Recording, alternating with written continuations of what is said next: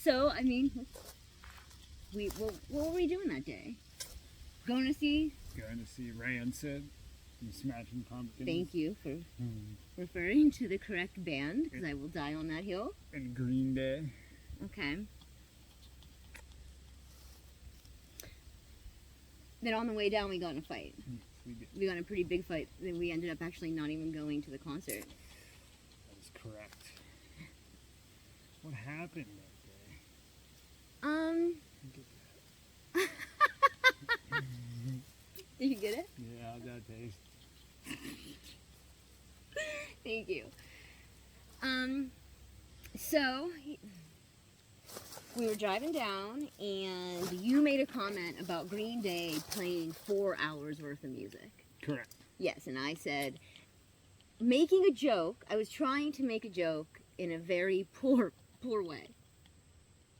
I said that their songs are so short that all of their albums together wouldn't make 4 hours worth of music. And then what happened? And I said, I think a band who has been around since 1982 could play for 4 hours if they would like to. Yes.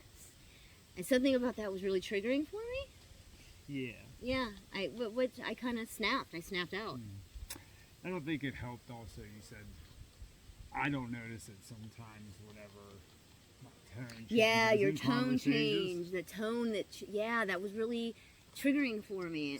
So whenever you have a reaction to that, I don't always understand why you're having what reaction you're having, right? Yeah. So I don't stop in the moment to understand what you're trying to tell me.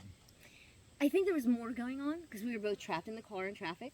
And Yeah. usually at that point we would have split up. We would have went and taken a break. But Yeah. we were trapped together.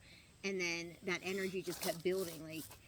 Like on the inside I felt like I was going to explode if I couldn't run. And I couldn't run. So all I could do was fight. Yeah. Okay. And we both said some pretty nasty shit to each other too, huh?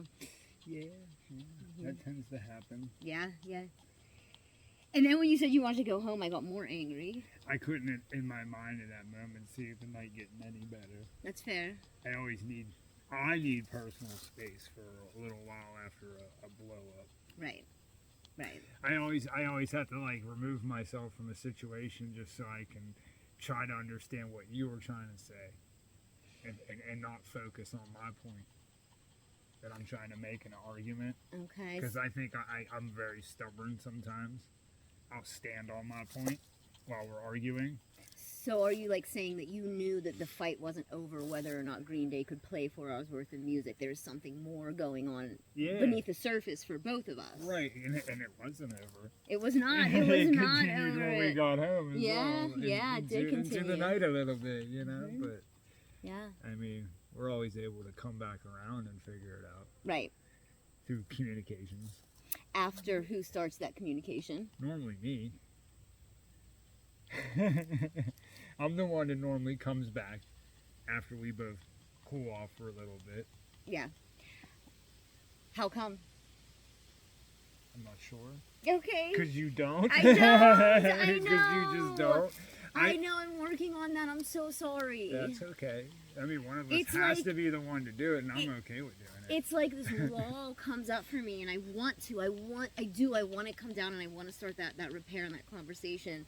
But there's like this wall that comes. It takes me a lot longer to metabolize what we went through and what we, the conflict than it does for you. Yeah, And even when you come back up, sometimes I tell you the opposite of what I want, huh? for sure. Yeah, yeah. It also, Like I'll say, don't effing call me or text me, but then I'll watch my phone to make sure you texted me. yeah. How do you know? How do you know the difference? How do you know that that's what I actually want? Because I'm telling you the opposite, and that's a mixed message, which is not okay in those moments. I mean, I think everyone just needs some cool off period. Because even when I do come, even like if you say stuff like that, right? There have been times where she has thrown me out of the house, folks. For like 5 minutes. For like 5 minutes. But like I know it's not forever. I feel like I have that peace of mind that I don't, that we just need a minute. Or an hour or 3 or 4 or whatever. Or a night. It doesn't matter, There was a lot of you statements also in that You ruined the night. Remember I Oh, said that to yeah, you? and I'm that's- sorry. And that's hurtful. 'cause I that should have never reminds- said that. You know, that takes me to a place where I was told that the majority of my life. Because So- I was always deemed a bad person, and I ruined things for people, and that hurts, and that puts me in a very, very weird state of being defensive. Yeah, yeah. You know. That Until we talked about it. Until, like, whenever you would say in the situations where I would swear or get loud where you felt unsafe, and I thought you meant, like, strictly physical. no, Like no. I was going to physically harm you in some way. Right, no. I meant just emotionally safe to be vulnerable and share in that moment. But Keywords, man. yeah, those words were really activating for you. It made me. It But- activated. It fucking activated me. I also even shouldn't more. have said it. Right. Right? I also should have been paying attention to what was coming out of my mouth before I said something like Well, that to you. You know, a lot of, you know, and it's not okay, but I know a lot of it's heat of the moment stuff where we weaponize past experiences. Is it okay that we're humans first before we're relationship therapists and partners? But I ain't no relationship therapist. That's that's fair. That's You know fair. what I'm I'll saying? take it. Yeah. But like, I want my relationship to work, so I'm willing to learn whatever I need to learn from one. Oh, that was so sweet. Yeah. So. Tune in again.